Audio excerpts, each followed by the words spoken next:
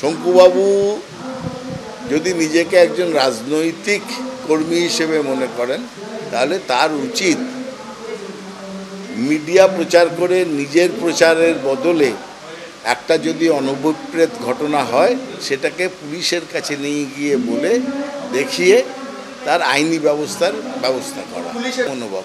পুলিশকে কালকে ওরা দিয়েছে, সঙ্গে সঙ্গে পুলিশ ব্যবস্থা নিতে শুরু করেছে। শুনুন, পশ্চিমবঙ্গের পুলিশ তারা দৃষ্টান্তমূলকভাবে তারা কাজে পারদর্শী, তারা প্রত্যক্ষ যারা এই জিনিসটাকে দেখেছে তারা বলছে যে কাউন্সিলরের অফিসটা যে তিনজন ব্যক্তি চালায় তাদের মধ্যে অশোক হালদার, স্বপন সর্দার এবং উৎপল নন্দী, এরা তিনজন রীতিমতো এই 4-5 মাস ধরে নিতাইবাবুর বাড়িতে যাতায়াত করতেন।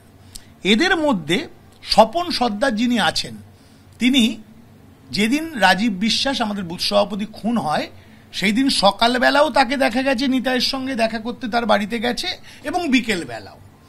আমরা খুব ভালো করে জানি যে কারা কিভাবে তাকে খুন করেছে।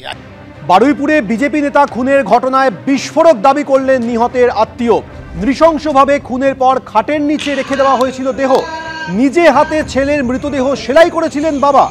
নিজের বাবা, ভাই ও আরো 2 যুবকের হাতে খুন হন রাজীব বিশ্বাস। নির্মম অত্যাচার চালিয়ে বিজেপি নেতাকে খুন করা হয়েছে, বিস্ফোরক দাবি বিজেপি নেতার আত্মীয়।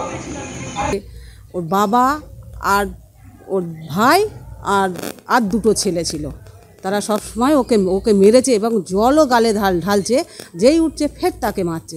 পাড়ার লোক ওকে ভিডিও করেছে কিন্তু ওকে ঠেকায়নি। ছেলেটাকে মেরে নাকি খাটের নিচে রেখে দেওয়া হয়েছিল 2 দিন ধরে খাটের নিচে রেখে দেওয়া হয়েছিল এবং ওর বাবা সেলাই করেছে।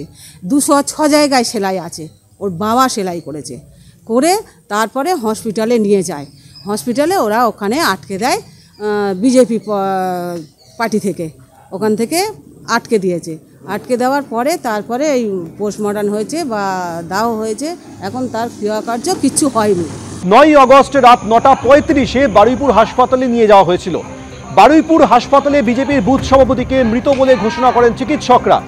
8ই আগস্ট মধ্যরাত থেকে 9ই আগস্ট রাত 9:35-এর মাঝে কি ঘটেছিল এই উত্তর খোঁজার চেষ্টা করছে পুলিশ। বারুইপুর হত্যাকাণ্ডে মিসিং লিঙ্ক ঘিরে রহস্য তৈরি হয়েছে। হাড়হিম করা খুনের ভিডিও তুলেছিলেন এক কলেজ ছাত্রীর কাছ থেকে সেই খুনের ভিডিও সংগ্রহ করেছে পুলিশ। ঘটনায় ধৃত মৃতের বাবা, ভাই সহ 4 জনকে পুলিশ নিজেদের হেফাজতে নিতে চায়। জেল হেফাজত থেকে নিজেদের হেফাজতে নিতে চায় পুলিশ। যখন এই মিসিং লিঙ্ক নিয়ে প্রশ্ন উঠে তার মাঝেই এই নিহতের আত্মীয় বিস্ফোরক দাবি করলেন যে খুনের পর সেই দেহটিকে খাটের নিচে রেখে দেওয়া হয়েছিল।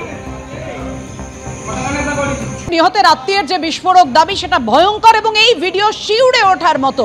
এবার আপনাদের সামনে রাখবো এলাকায় গিয়ে আমাদের প্রতিনিধি পার্থপ্রতিম ঘোষের প্রতিবেদন।